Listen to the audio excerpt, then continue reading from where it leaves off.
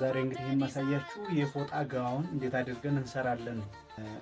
ሙሉ ከነስፌቱ ነው የማሳያችሁ። የፎጣ ጋውን እንግዲህ አሁን ላይ ፋሽን የሆነ የተለመደ ነገር ነው።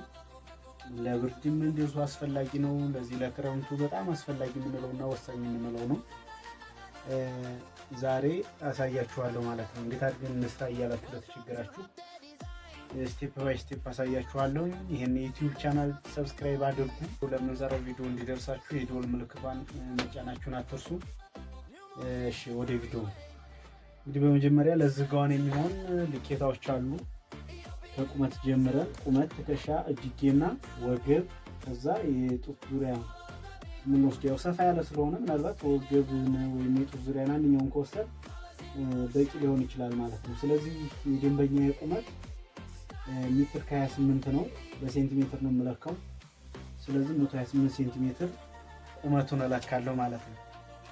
ስለዚህ ቁመቱ አጠቃላይ ዝጋ ነው። ምናልባት ካልታያችሁ የተወሰነ እንዲታያችሁ አድርጌ ደመቅ አደርገዋለሁ።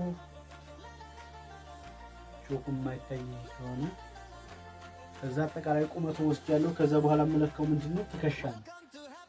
ትከሻ 44 ነው። ከዛ በሁለት 22 ነው ማለት ነው። ትከሻ 22 ትከሻ ዝጋ 22 ትራለሁ። ከዛ ከትከሻው ወደታች የአርምሆል ላይ ነው ለመፈለግ እንጂ ነው የምናደርገው። ደረስ ሲካፈል 5 ደምር 6 አድርገን እንሰራለን ማለት ነው። 20 ምናልባት ካልታያችሁ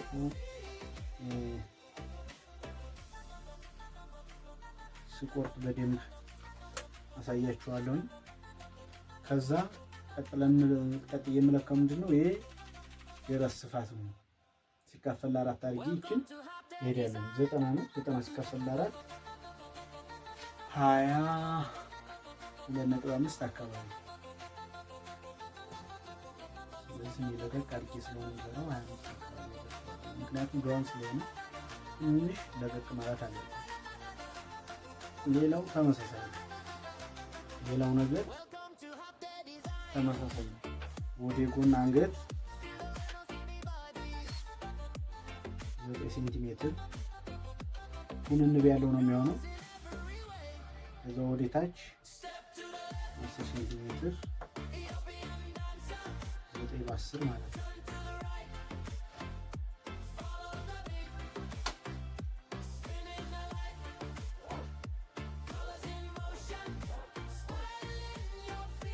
በዛ ቪዲዮ ደግሞ በድጋሚ አሪፍ የጋውን አሰራር እሰራላችኋለሁ።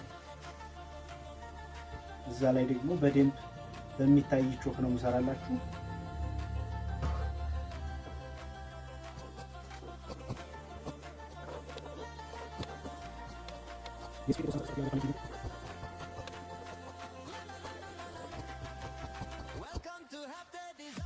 እሺ ይሄ የፊት ለፊት ፓርቱን ቆርጠናል ማለት ነው። የፊት ለፊት ፓርቱን ቆርጫለሁኝ። አሁን የሚቀረው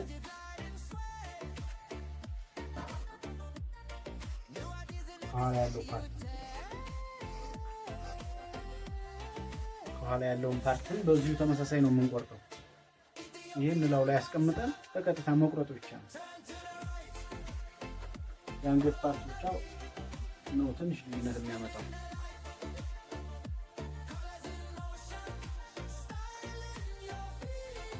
ካልታያችሁ ትንሽ ዝቅ አደርገዋለሁ። ብዙ የምሰራቸው የፋሽን ዲዛይን ፈጠራ ስራዎች አሉኝ። እነሱን የማስተዋወቅበት ቻናሌ ስለሆነ ሰብስክራይብ በማድረግ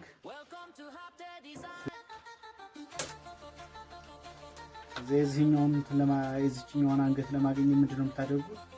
4 ሴንቲሜትር ነው ወደታች ወርዳችሁ የምትቆርጡት። ከዚህኛው ወይም ከዚህኛው ይሄኛው የወረደችው 10 ሴንቲሜትር 6 ሴንቲሜትር ላይ ማለት ነው። ከላይ ወደ ታች ለካችሁ 6 ነው።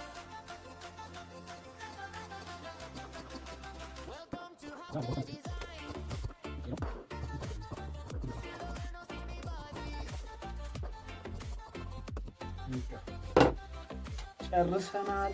ፓተርናችን ሙሉ ልብሱን ቆርጠን ጨርሰናል። የባኩንም የፍሮንቱንም ጨርሰናል። ከዛ ለዚህ ደግሞ እጅጌና ኮፍያ ነው የምንቆርጥለት።